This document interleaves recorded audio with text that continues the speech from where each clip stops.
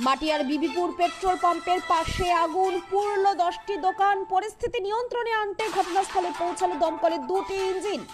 মাটিয়ার বিবিপুর petrol পাম্পের পাশে রবিবার বেলা 11টা নাগাদ বিকট আওয়াজ হয়, তারপর দাউ দাউ করে আগুন জ্বলতে দেখেন স্থানীয়রা।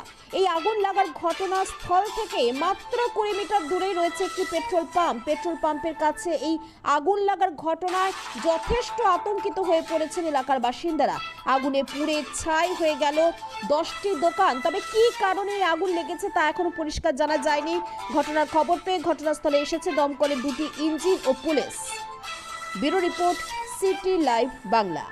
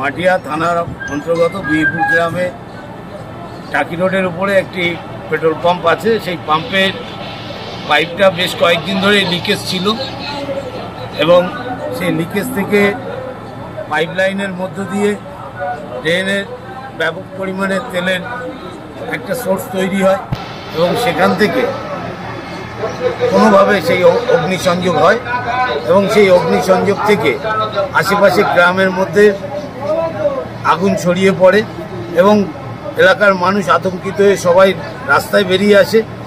সাথে সাথে মাটিয়া থানা তৎপরতার সাথে বেড়াচাপা আমাদের নতুন ফায়ার স্টেশন হয়েছে, এর জন্য আমরা অনেকটাই সুবিধা পেয়েছি এবং সেই ফায়ার স্টেশন থেকে গাড়ি দ্রুততার সাথে চলে আসে। এসে যে ব্যাপক একটা ক্ষয়ক্ষতির আশঙ্কা ছিল সেটা থেকে অনেকটাই নিয়ন্ত্রণে আনা গেছে এবং আমরা মাটিয়া থানার কাছে অনুরোধ করেছি যাতে এই মুহূর্তে এই পাম্পটা বন্ধ রেখে যাতে প্রকৃত যেখান থেকে লিকেজটা হচ্ছে সেটাকে তদন্ত করে দেখা এবং পুরোপুরি ক্লিয়ারেন্স না হওয়া পর্যন্ত এই পাম্পটাকে বন্ধ রাখার জন্য আমরা আবেদন করেছি।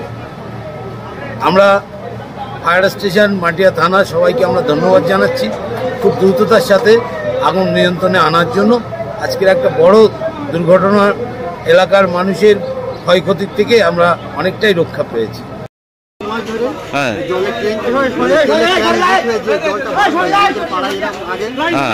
দ্বিতীয়বার এরকম প্রথমবার ঘটেছে, আবার এই দ্বিতীয়বার।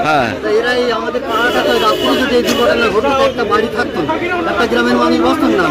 এইরকম এই যে অবহেলা করে আমাদের উপরে কি পেট্রোল পাম্পের কি তেলের ট্যাঙ্ক লিক হয়ে গেছে? লিক হয়ে গিয়ে তেল বার হচ্ছে, এর আগেও এরকম হয়েছে। আচ্ছা, কোম্পানির এই যে অবহেলায় আমাদের এই যে গ্রামটা পুড়ে যাবে। রাত্রি হলে তো আমরা সেই পাম্পের যে লিক হওয়া তেল কোথায় কোথায় তেলগুলো কোথায় যাচ্ছে? সেই পাম্পের তেল লিক হয়ে কোথায় যাচ্ছে? জলের যে ড্রেনগুলো আছে সব ড্রেনে ছড়িয়ে যাচ্ছে। আজকে কি হয়েছিল? আজকেও ঠিক সেম একই কেস হয়েছে। তারপরে আমরা থাকার কারণে আমরা হচ্ছে বালতি পানি দিয়ে বাড়ি থেকে আগুনটা লাগলো কি করে?